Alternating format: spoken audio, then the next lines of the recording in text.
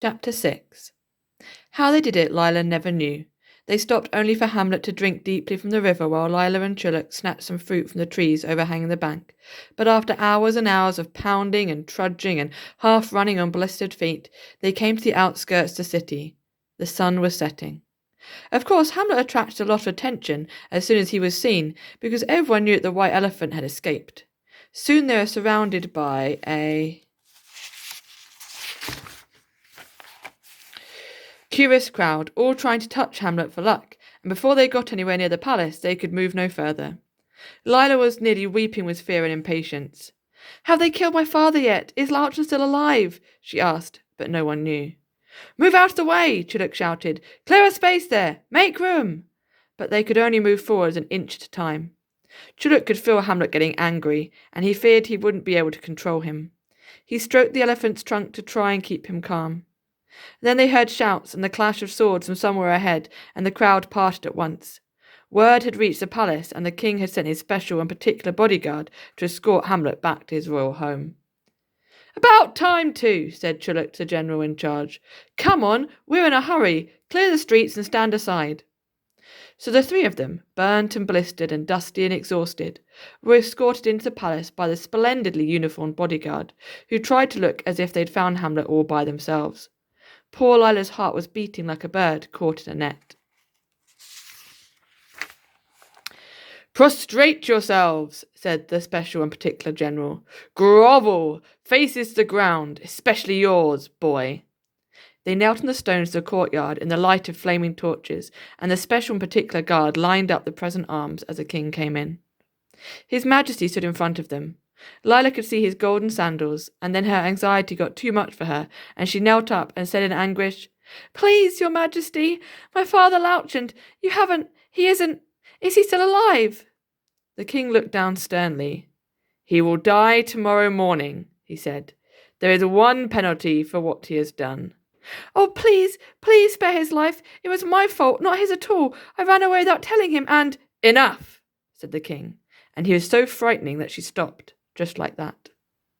Then he turned to Chulak. "Who are you?" he said. Chulak got up at once, but before he could begin to speak, a special and particular guard forced him down again. "I'm Chulak, your Majesty," he said. "Can I look up? It's not very easy to speak with a foot on my neck." The king nodded, and the guard stood back. Chulak knelt up beside Lila and said, "That's better. You see, your Majesty, I'm the elephant's special and particular groom, in a manner of speaking. He's a delicate beast, and if he's handled wrong, there's no end of trouble. And as soon as I found out he'd escaped, I set off at once, your Majesty.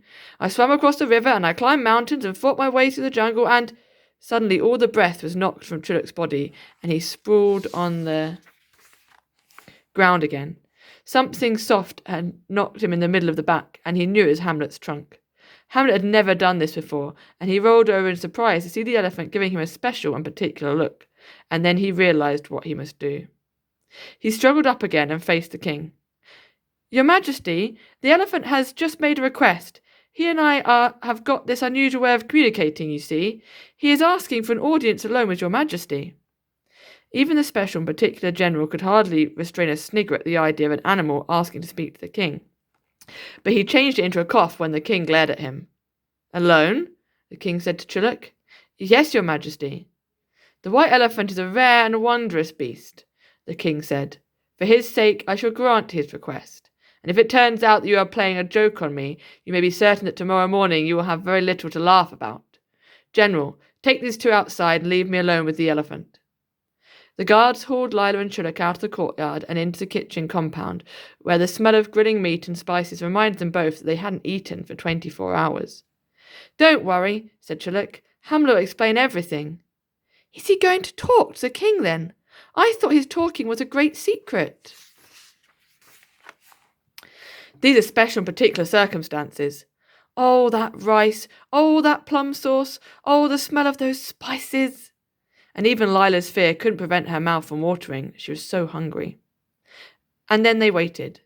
Minutes went by, and more minutes, and poor Lila was so stiff and tired she nearly fell asleep standing up, as worried as she was. But finally there was a stir of movement by the door. "Prisoners," barked the general, "fall in and follow me." 2 lines of guardsmen, all stamping proudly, with Chulak and Lila between them, followed the general back to the courtyard. When they had bowed properly, the king said, "Firstly, as for you, Chulak, I am suspending my judgment. I have it on good authority that you never sought to harm the elephant, and I'm not convinced that you're the best person to look after him. You are dismissed." Chulak swallowed hard and looked at Hamlet.